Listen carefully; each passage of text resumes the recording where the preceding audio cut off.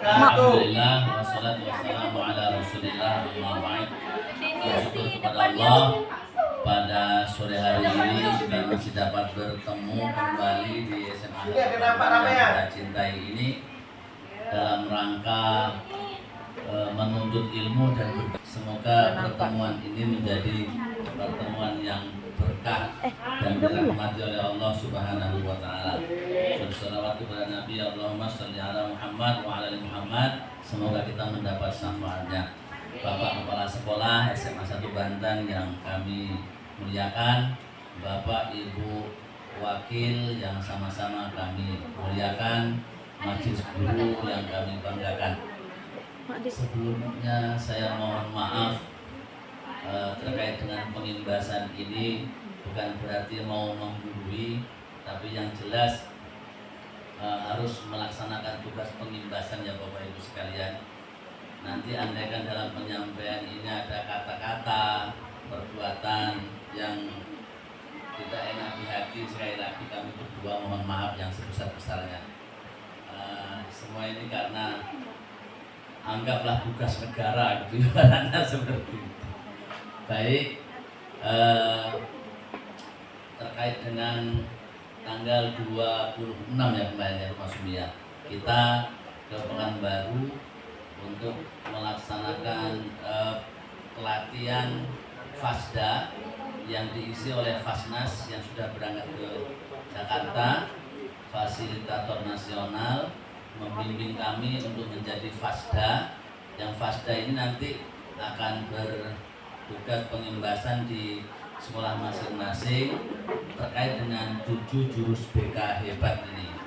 Kalau Kementerian Pendidikan, Kebudayaan, Riset dan Teknologi Pak Menteri itu untuk pendidikan Indonesia mengadakan 7 kebiasaan harian anak Indonesia hebat, maka di BK-nya itu dikhususkan ada gerakan barunya yaitu 7 jurus BK hebat. Nah, 7 jurus BK hebat itu yang disampaikan oleh Fasnas yang sudah dikirim ke Jakarta, diimbaskan kepada kami di Pekanbaru kemarin sekitar 4 hari ya, 4 hari. Jadi kami ini nanti paling tidak pengimbasannya kalau sudah lulus ya doakan aja Bapak Ibu kami lulus. Kalau lulus nanti baru boleh menyampaikan kepada teman-teman, kepada SMP dan SD, karena 7 jurus BK ini tidak hanya untuk guru BK saja ternyata untuk semua guru yang non BK begitu. Baik, kita lihat materinya yang masih bersama Bu Masumi di laptopnya kayaknya belum dibuka nih. Oh, ice breaking, kalau begitu Bapak Ibu silakan berdiri. Ice breakingnya mohon maaf melihat kita masih fokus atau tidak ini. Baik, kalau saya sebut cek, Bapak Ibu tepuk tangan 1 kali, cek. Kalau saya bilang song, Bapak Ibu letakkan kaki kanan ke lantai. Kayaknya ini sudah nggak kayaknya Bapak Ibu sudah nggak asing dengan mainan saya ini bersama anak-anak di kelas, biasanya selalu dengar mungkin. Terus kalau nanti saya bilang menjerit, iya 2 kali ya Bu ya. Baik, kita coba cek bareng ya Bapak Ibu, cek song. Kakinya Bapak Ibu, song. Cek. Song. Song cek. Cek song.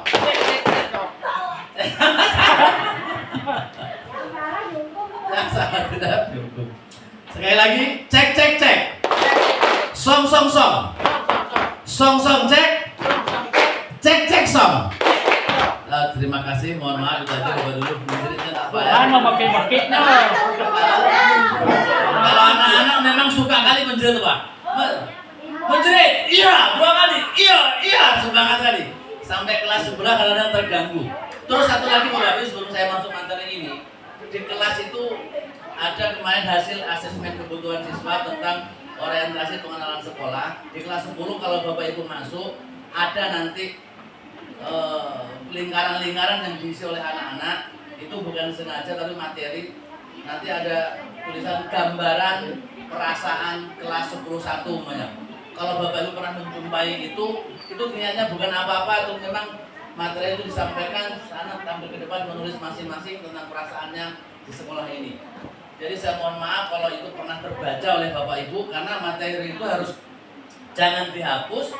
Setelah selesai baru Bapak Ibu setelah itu ada guru siapa yang masuk biar melihat materi itu sehingga tahu kondisi kelas saat itu, lalu bagaimana dalam penyampaian materi pelajaran selanjutnya. Mohon maaf, udah nih siapa? Baik, kita masuk Bapak Ibu.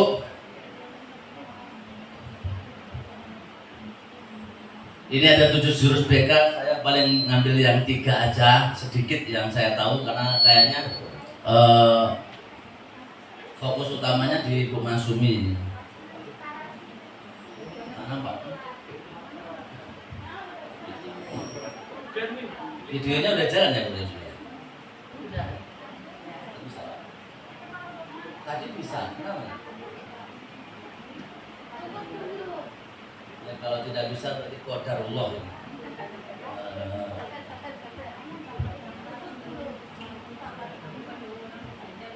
7 jurus BK hebat. Sebetulnya saya mau ngomong di depan Bapak Ibu masih guru ini segan dengan kalimat jurusnya itu, seakan-akan kok hebat kali gitu, padahal tidak sebegitunya gitu. Jadi 7 jurus BK hebat yang digerak kenapa ya? Respon. Takdirnya seperti itu. Atau Pak Azhar sudah? Iya. Baik. Jadi Bapak Ibu, selamat datang di 7 jurus BK hebat, sebuah panduan komprehensif untuk mengoptimalkan layanan bimbingan dan konseling di sekolah.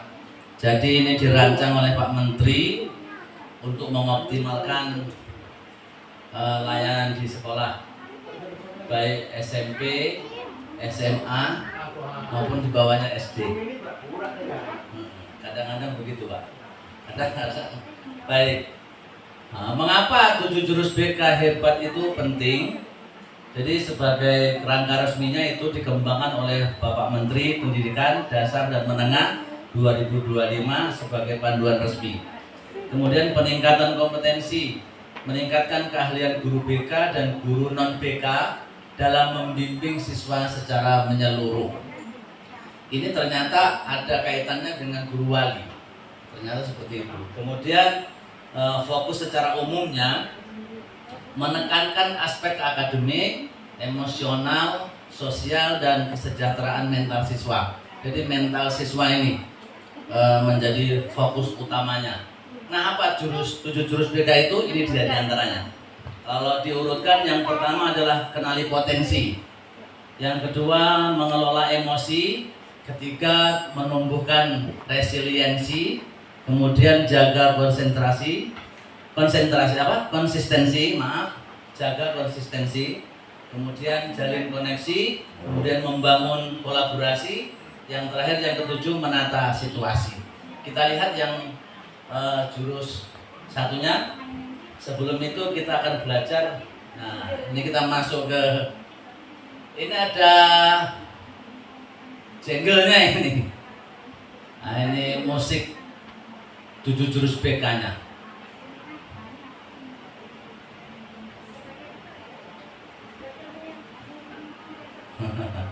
Tak apa-apa lah.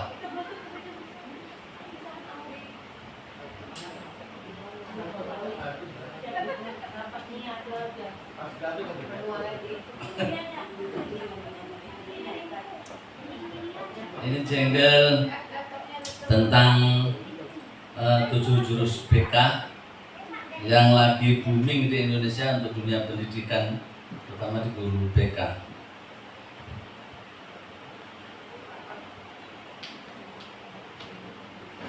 Nah, ngasar ya, 3 kurang. Ya.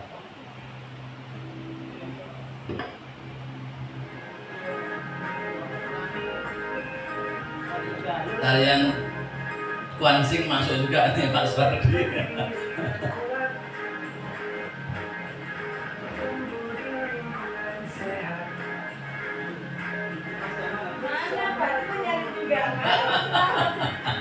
Saya tidak ada. Ada satu lagi video yang resmi tentang ini. Ada satu lagi.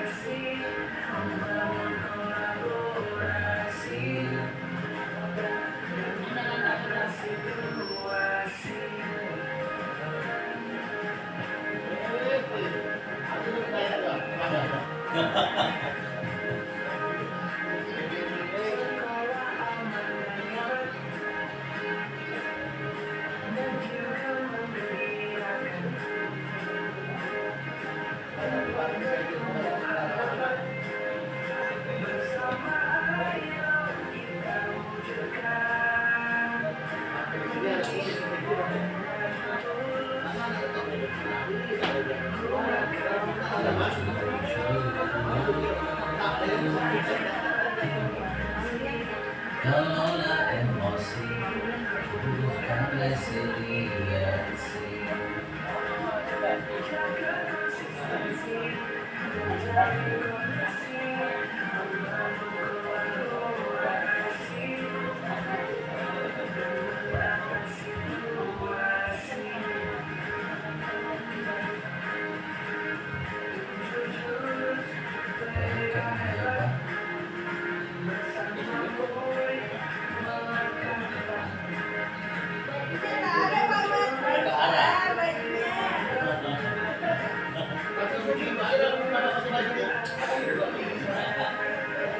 Dapat bajunya ini di Bengkalis, Pak.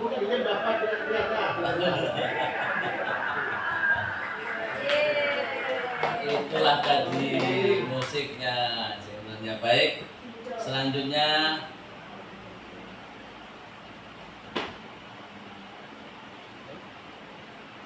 kita akan lihat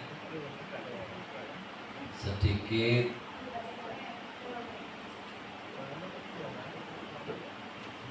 mengenali potensi. Ya.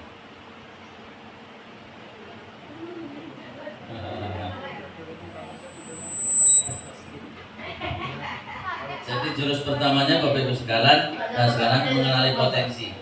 Jadi mengenali potensi itu bisa jadi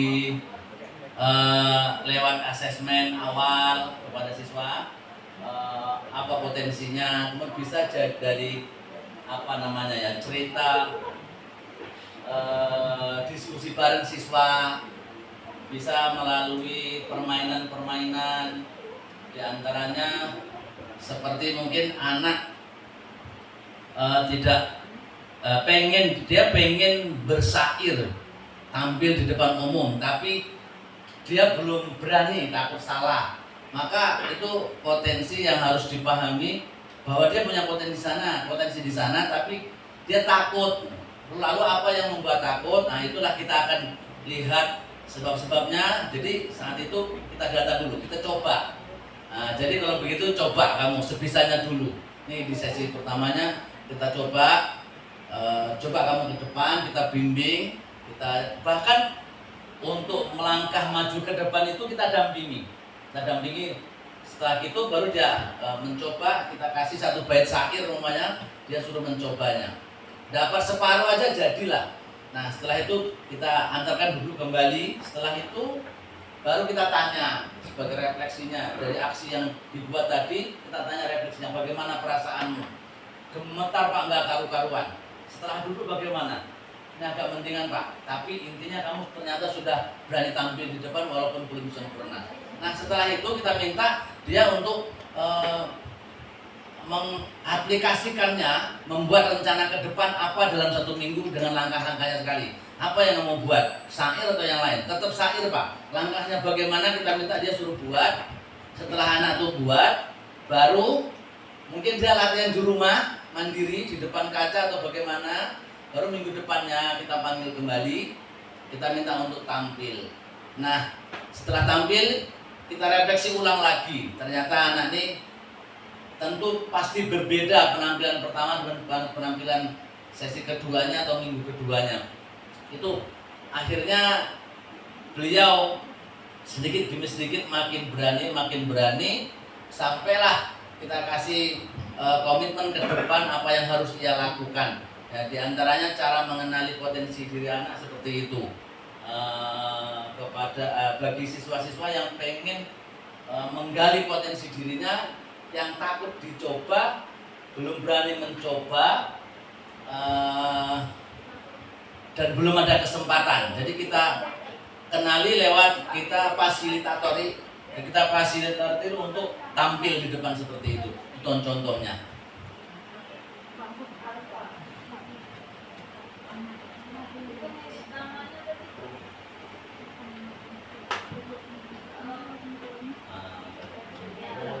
Pelan-pelan.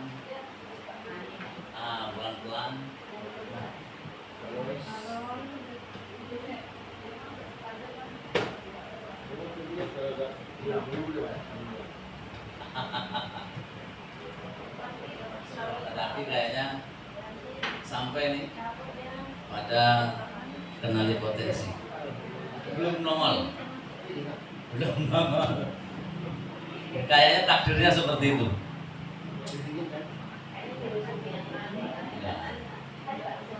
Yang kedua Bapak Ibu, jurus yang kedua adalah mengelola emosi. Jadi saya terangkan aja, mengelola emosi itu contohnya emosi itu kan tidak hanya marah, dendam, menangis, ketawa juga termasuk emosi. Jadi di antara trik-trik yang kita ajarkan buat anak-anak ini secara simpel aja ini, di antaranya dikala anak tuh mungkin kecewa, sedih, menangis atau marah yang terlalu tinggi, di antara triknya itu menggenggam jari jempol Bapak Ibu. Contohnya seperti ini. Kita ajak anak tuh menggenggam jari jempol sambil tarik nafas dan dilepas. Seperti itu. Kita genggam jari jempol ya. Ya bukan. Anak kita ajak untuk menggenggam jari jempol. Iya, jempol sendiri Pak. Contohnya begini Bapak Ibu. Jari jempolnya itu dimasukkan kembali kepada kodrat dan kodratnya Allah Subhanahu wa taala. Terus lepaskan. Nah, begitu. Jadi diulang berkali-kali. Ternyata di sini ini ada dampaknya ke saraf reptil otak. Yang saraf reptil itu memang sukanya yang nyarap aja, nyopot gitu aja, mau marah. Jadi ketika ini ditekan, sampailah ke saraf reptilnya itu menjadi minimal semakin rendah, semakin rendah, semakin rendah. 70 kali.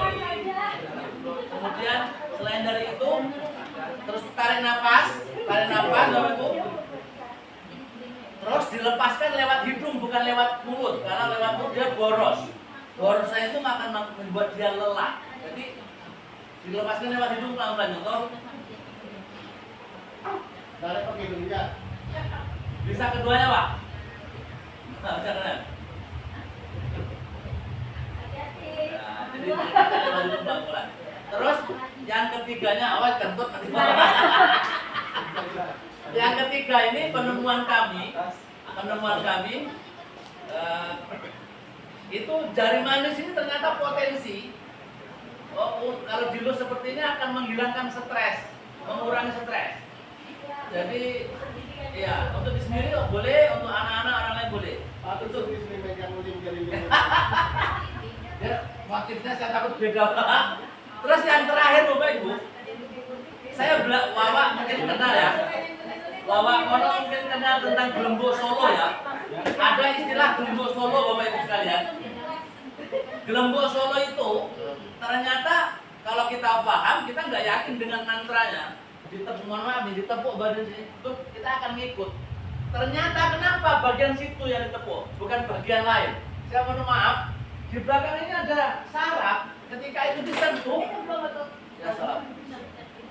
Ketika itu disentuh, maka siapa yang menyentuh terus ngomong, maka omongannya itu akan diikuti oleh yang siapa yang disentuh tadi. Jadi bukan mantranya, tapi ternyata sarafnya yang disentuh nih pas. Jadi kalau anak sedang emosi, kita bisa lurus dari belakang, terus kita ngomong pelan-pelan. Dan syaratnya jangan di sebelah kiri. Kenapa? Kalau sebelah kiri, andaikan emosinya masih memuncak, tangan kanannya akan memukul lebih kuat karena kuda-kudanya jauh. Jadi kita dianjurkan sebelah kanan. Jadi kalau dia mukul enggak begitu kuat karena kuda-kudanya jauh. Seperti itu. Itu diantaranya mengelola emosi. Kita pernah coba juga sebelum kita berangkat juga pernah coba ya di kelas di ruang BK seperti itu. Kalau teknik Pak Heriadi yang lebih seru lagi, dia mengolah alam bawah sadar, dia membangkitkan.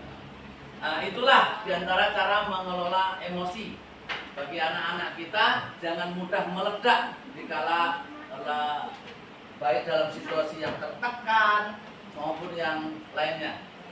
Kemudian yang ketiga, jurusnya adalah resiliensi.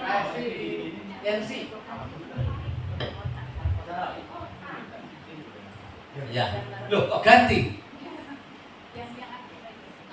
Jadi resiliensi. Ilat tiga dengan payah ngomong. Jadi bentar Bapak Ibu sekalian, saya lihat di materi saya tentang resiliensi. Jadi daya lentingnya dia bangkit kembali. Contoh mungkin anak ini trauma apalagi lah ya, kena bencana atau nilai turun tiba-tiba. Mohon maaf nih, kita lihat kasusnya si yang Cina Lili itu dari ranking berapa menjadi ranking berapa yang turun jauh betul. Itu sebetulnya bermula dari anaknya yang merasa memang ngedrop ya Pak, kecewa ataupun dan lain sebagainya. Itu kita bangkitkan dengan mungkin diantaranya dengan kalimat-kalimat sebetulnya kamu bukan gagal, atau kita ceritakan seperti orang-orang sukses zaman dahulu. Mungkin kamu lihat Thomas Alva Edison, berapa puluh kali dia menciptakan lampu dan selalu gagal. Yang terakhir dia minta asistennya untuk menghidupkan lampu itu. Pas dia tinggal pergi, ternyata meledak lampunya sekaligus dengan labnya. Maka anak buahnya si Thomas Alva Edison mencari Thomas, "Hai Pak Thomas, kita gagal lagi. Lampunya meledak sekaligus dengan labornya." Kata Pak Thomas, "Kita tidak gagal, kita berhasil meledakkan lampu itu sekaligus labornya." Intinya kita tidak pernah. Jadi Pak Thomas tidak mengajarkan kita berikan motivasi seperti itu kepada anak-anak kita yang mengalami resiliensi. Nah, sehingga anak tidak tumbuh dalam kondisi yang semakin terpuruk mentalnya gara-gara sebab sesuatu, baik itu nilai maupun apapun yang terjadi dalam hidupnya. Kayaknya saya bagian 3 jurus ini aja. Yang 4 jurus selanjutnya ini memang khusus buat Bu Masumi. Kepada Bu Masumi kami persilakan.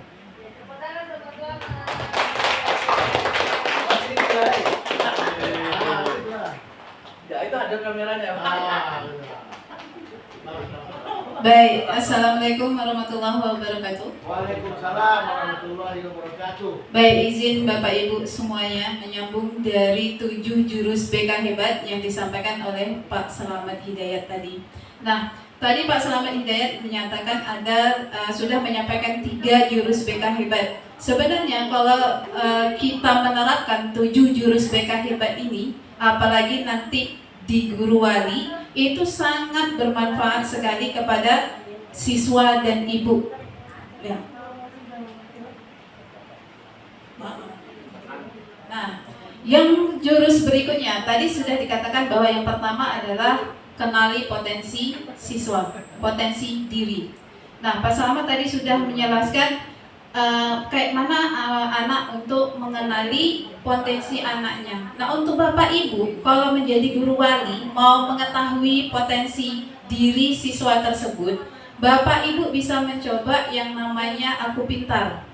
Nah, di Aku Pintar di Google itu, Bapak Ibu silakan langsung aja suruh siswa untuk masuk ke akunnya atau ketik aja Aku Pintar. Di situ Bapak Ibu bisa melihat gaya belajar siswa, kemudian tes minat bakat siswa di situ, kemudian kemampuan siswa sampai pilihan penjurusan siswa. Jadi silakan kalau mau mengetahui untuk guru wali ya. Nah, itu.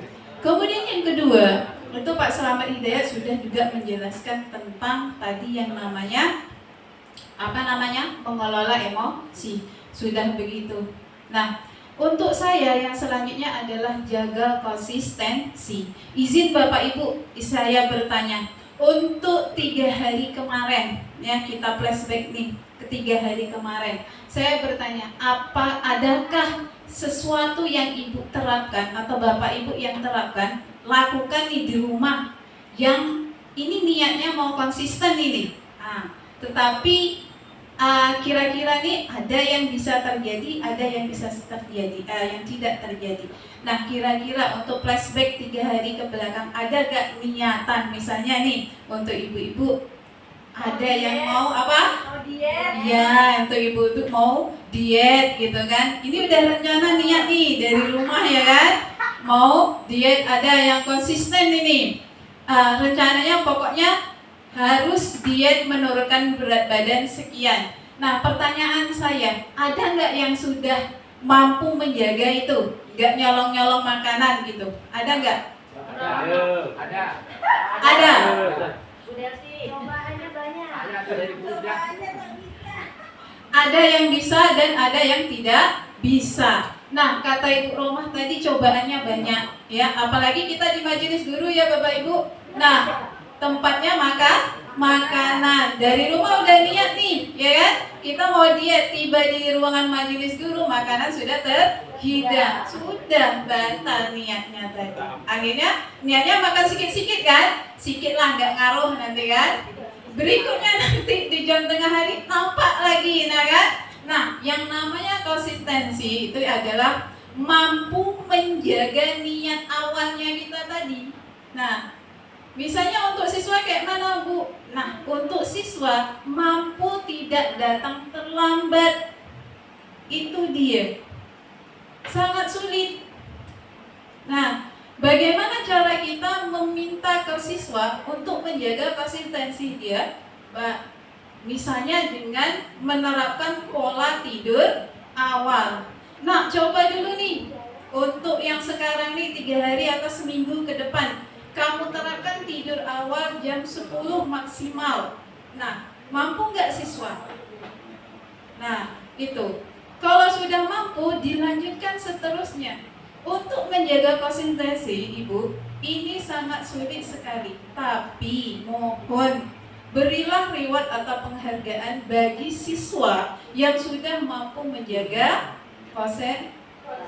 konsistensinya. Misalnya dalam seminggu, ternyata nak kamu nggak datang terlambat nih. Kayak kita kasih penghargaan. Penghargaan apa? Bagus sekali nak. Ternyata kamu bisa datang tidak terlambat dengan kamu punya kesadaran bahwa datang terlambat itu tidak baik. Tanamkan seperti itu. Jangan kita tanamkan, nak kalau kamu sering datang terlambat, nanti kamu akan dihukum. Jadi anak tidak memiliki kesadaran diri, yang dia ditakutkan adalah karena dihukum. Nah, menimbulkan kesadaran itulah yang agak sulit. Nah, untuk 7 jurus BK hebat inilah yang akan kita terapkan. Walaupun sedikit, dia mampu menjaga konsentrasi. Mohon kepada Bapak Ibu guru untuk memberikan dia penghargaan, yaitu berupa ucapan. Tuh. Berikutnya, Pak Selamat.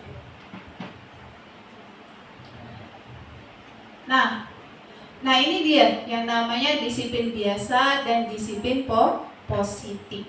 Nah, kalau di disiplin biasa itu kan dari luar, misalnya kita di sekolah ada poin ya kan, itu disiplin yang kita ciptakan. Memang benar kalau anak melakukan pelanggaran berarti dia kena hukum.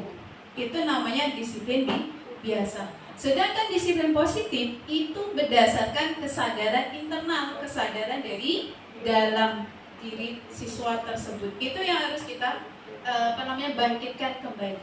Kemudian kalau disiplin biasa itu kepatuhan. Kena takut apa tadi Bu? Nah, takut kena poin. Jadi dia harus patuh, takut. Sedangkan disiplin positif, dia harus bertanggung jawab.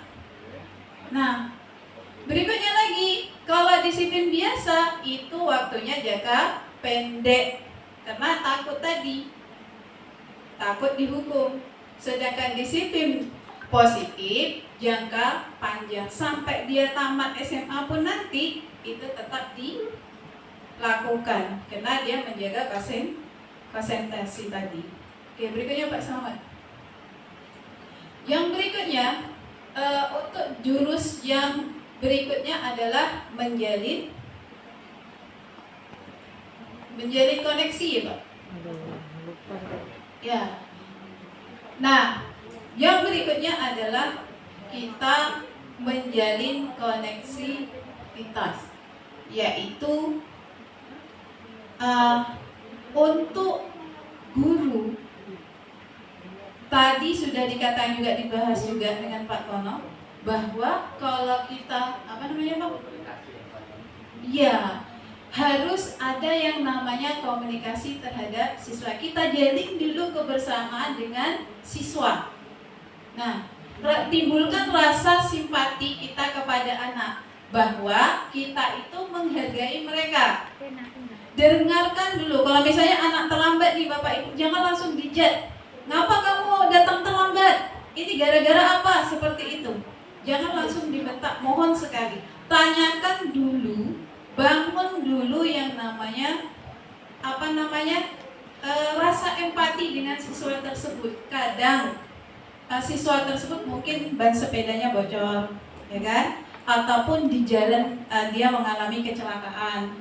Nah, tolong didengarkan dulu anak itu ngomong, baru berikutnya kita berikan yang namanya wejangan berikutnya supaya dia tidak menjadi hal yang seperti itu lagi. Itu dia. Nah, itu jalinlah koneksi dengan siswa tersebut seperti biar dia menimbulkan kesadaran bahwa menghargai kita dan dia pun menghargai diri sendiri. Itu yang paling utama. Itu namanya jalin koneksi. Kemudian untuk siswa, kalau misalnya siswanya itu sudah membutuhkan bimbingan yang khusus, yuk jalin lagi koneksi dengan siapa? Dengan wali kelas. Berikutnya lagi dengan siapa? Dengan guru BK, ataupun berikutnya dengan orang tua. Itu dia. Jadi itulah kita bentuk untuk supaya terkolaborasi, kita bisa menjalin koneksi dengan siswa tadi, dengan guru, kemudian wali kelas, sama BK dan orang tua. Tanpa mereka kita tidak bisa membina anak dengan baik. Itu dia dengan ada nih yang namanya jalin koneksi. Rumusnya adalah dengar, jam. Nah, untuk mendengarkan siswa ngomong, tolong Bapak Ibu dedikasikan tubuh kita dan jiwa kita itu untuk mendengarkan dia ngomong. Jangan belum apa-apa sudah dibantah. Berikutnya lagi, ekspresi wajah kita itu tertuju kepada siswa tersebut. Kita akan nampak apakah anak itu berbohong atau tidak. Nanti akan Bapak lihat sendiri dari matanya, dari gerak tubuh, itu akan nampak. Berikutnya adalah netralkan posisi. Ibu posisinya harus netral, jangan mengejudge, jangan terlalu empati ke siswa tersebut. Berikutnya lagi, gangguan hilangkan. Hilangkan dulu HP-nya. Kalau kita berhadapan dengan siswa, tinggalkan HP-nya, laptopnya, segala macam pikiran bahkan yang lainnya. Fokus kepada siswa tersebut. Berikutnya yang A, amati isi pembicaraan. Nah, dia tadi membahas tentang apa? Harus kita respon. Berikutnya lagi, R-nya itu respon.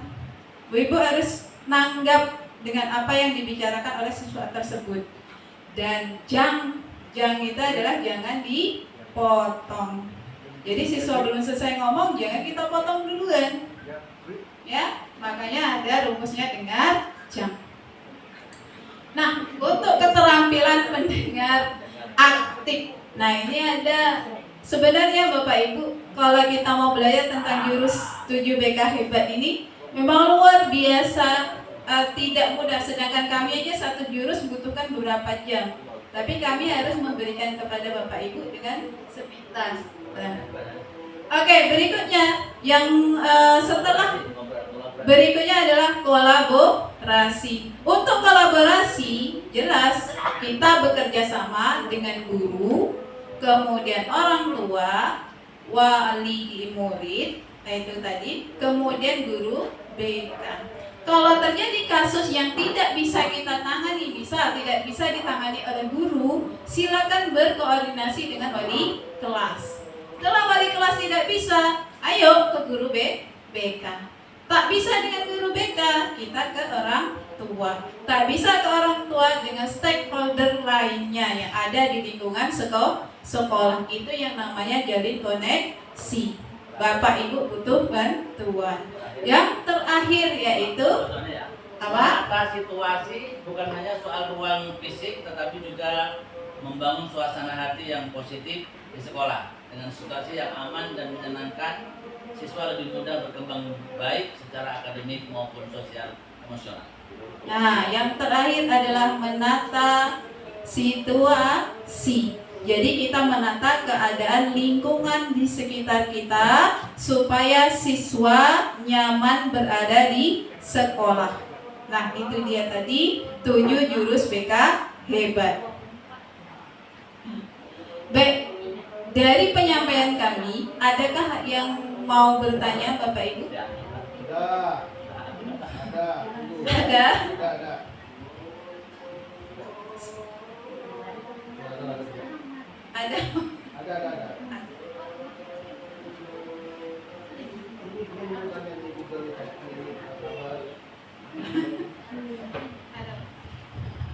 Baik, terima kasih waktu diberikan, luar biasa.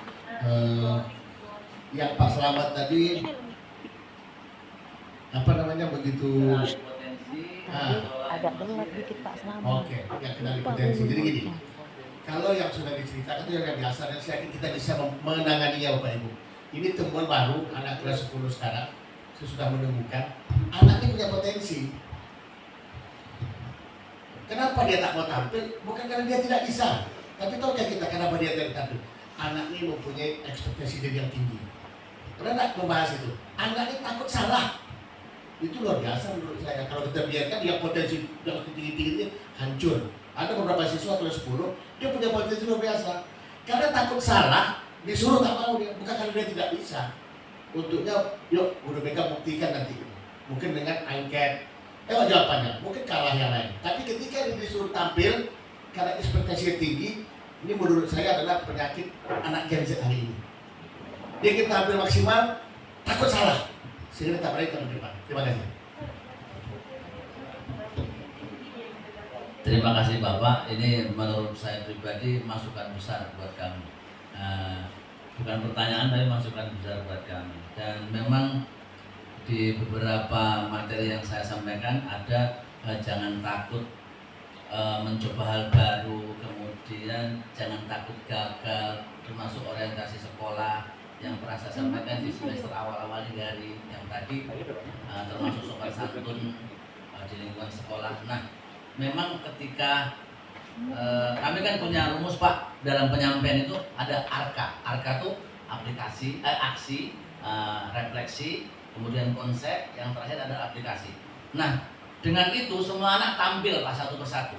Pas di bagian aksi dan refleksinya, kita hanya fasilitator. Coba kamu setelah tampil tadi bagaimana perasaan? Kalau dia tidak tampil, coba kamu bagaimana perasaanmu setelah melihatmu tampil?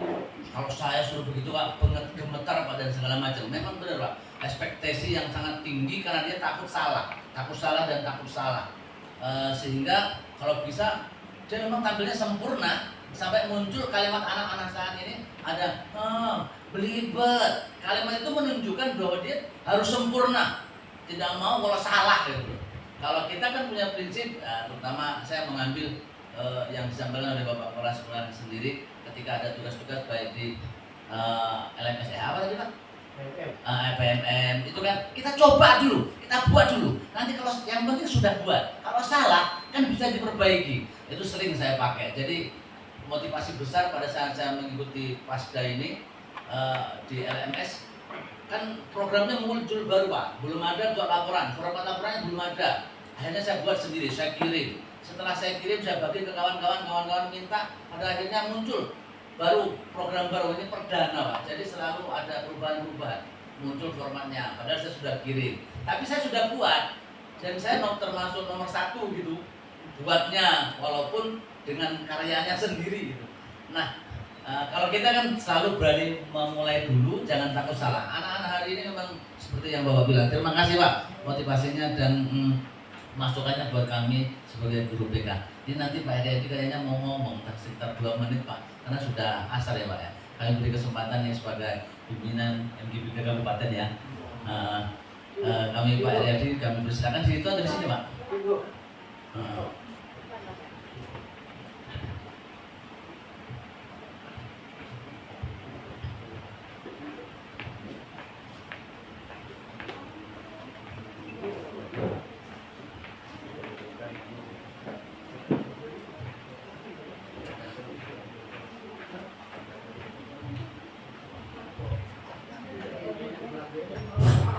Terima kasih, saya sebentar saja. Assalamualaikum warahmatullahi wabarakatuh. Saya terharu dan bahagia melihat penampilan Do Pasda ini. Saya singkat, jam 11 malam saya di WA sama Dinas Provinsi, segera kirim utusan 20 orang Kabupaten Bengkalis.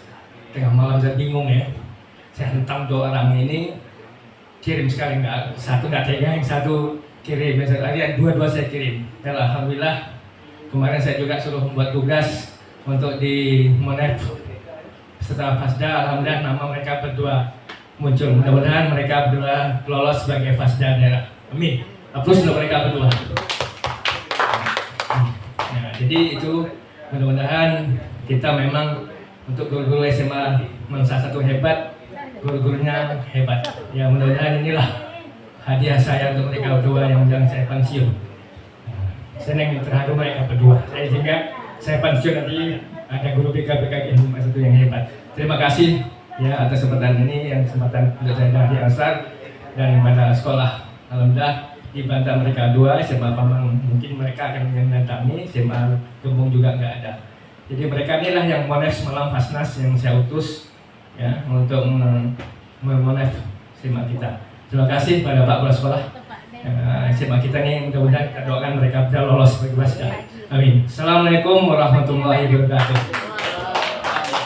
Terima kasih Bapak Ibu sekalian, Bapak Kepala Sekolah dan Majelis Guru. Bapak, saya mohon maaf dalam menyampaikan penjelasan tadi bila ada salah atau ada yang berlebihan atau bagaimana. Sebetulnya saya duduk menyampaikan itu. Saya mohon maaf. Kemudian doakan semoga kami lulus ya Bapak Ibu sekalian. Amin. Doakan. Terima kasih. Saya akhiri atas nama Mas Sumi dan saya pribadi sebagai Pasda. Mohon maaf. Assalamualaikum warahmatullahi wabarakatuh.